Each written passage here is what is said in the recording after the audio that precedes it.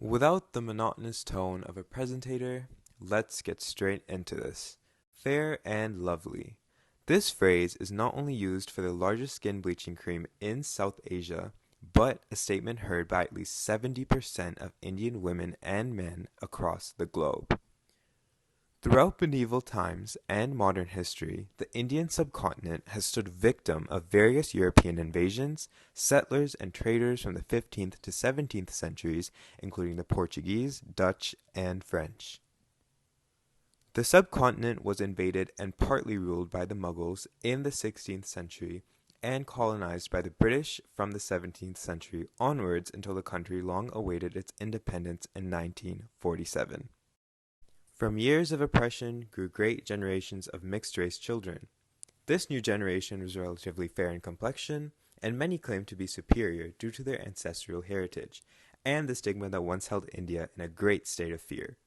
The inequality that once held South Asia by the ankles was once again grabbing at their minds, for how could one truly be equal to those of a superior lineage? Subject to a succession of white-ish societal rulers has associated the continent with light skin becoming equivalent to power, status, and desirability among Asians. Brown skin is often seen as an afterthought to those running the media empires in India, as beauty magazines, products, and advertisements exclusively feature Caucasian models or foreign models that resemble Indian men and women. The idea of brown skin has become morphed to resemble the years of oppression faced by those affected by colonization. It has been the dark man's curse to desire westernized concepts of half-beauty and post-colonial activism, and has yet to have any effect on this mindset. My sister and myself grew up hearing small remarks from family members around us. Stay out of the sun, or don't forget to put on sunscreen. All in all, these remarks are harmless and never really changed my outlook on how I viewed myself or people of darker or lighter skin tones. However, as I grew older, I saw the advertisements that would pop up on our local South Asian television program saying, "Become fair and lovely with X amount of products." I remember the day clearly. My grandma gave my sister and I an all-natural bleaching cream, whatever that means. I was dumbfounded and did not know what to do with it. Why was I given this? Circled around my head for weeks until I finally decided to use it for myself. This cream can cause acne, rosacea, and severe dryness. But hey, at least it's doing something. I saw myself almost never letting my skin touch the direct sunlight in fear of being darker than I already was. I finally began living a life of the Eurocentric standard. I wondered, why do I feel the need to look lighter when others of lighter complexion than me are going out to tan or bronze their body? I also thought, are we all trying to meet the middle somewhere?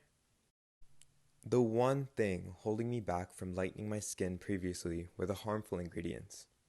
I thought that the all-natural labels would suffice for these horrid actions, but I was undoubtedly wrong.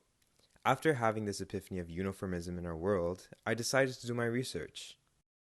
When researching the most popular brand names for skin whitening, I found out that most of these creams are in fact a dangerous cocktail of steroids, hydroquinone, and tetraenoin, the long term of which can lead to health concerns like permanent pigmentation, skin cancer, liver damage, and mercury poisoning, among other things. Hydroquinone is most commonly found in dermatologist-prescribed medicine for fading hyperpigmentation left by acne scars or melasma, as it should never be sold with more than 1 to 2%.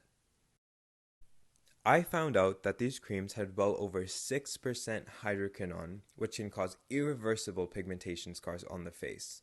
Mercury exposure can cause kidney damage, skin rashes, skin discoloration, and scarring, as well as a reduction in the skin's resistance to infections. Other side effects include anxiety, depression, psychosis, and nerve damage that can result in pain or numbness in the hands, arms, legs, and feet. Many say that this market is beginning to change. I have seen this market decrease in size as more and more young men and women are deciding to get educated and pursue a life of success rather than a life of beauty. People see themselves not having the time to worry about such trivial matters, due to the fact that there are more pressing matters in their own lives, such as feeding their families or working towards a degree to better themselves as a person and not a materialistic machine of consumer addiction. Media is beginning to change their ways on representation. featuring a deeply melanated model, Ruta Atif, on the cover of Vogue India rather than Kendall Jenner. As a society, we must understand this simple lesson of life.